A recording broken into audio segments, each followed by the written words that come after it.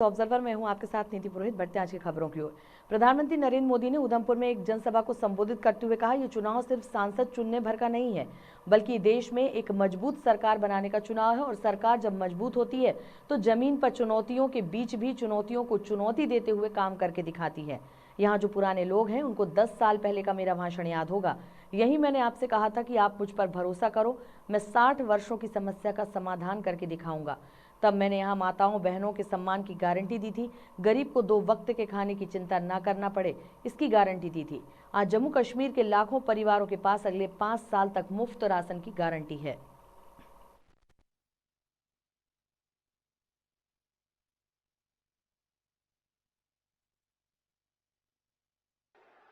भाई और बहनों, ये चुनाव सिर्फ सांसद चुनने भर का नहीं है, बल्कि ये देश में एक मजबूत सरकार बनाने का चुनाव है। और सरकार जब मजबूत होती है तो जमीन पर चुनौतियों के बीच भी चुनौतियों को चुनौती देते हुए काम करके दिखाती है। दिखता है कि नहीं दिखता है? दिखता है कि नहीं दिखता है? यहां जो पुराने लोग हैं उनको 10 साल पहले का मेरा भाषण याद होगा।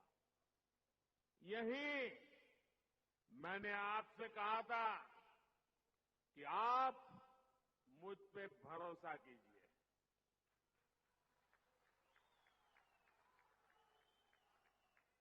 याद है ना? मैंने कहा था आप मुझ पे भरोसा कीजिए, मैं 60 वर्षों की समस्याओं का समाधान करके दिखाऊंगा।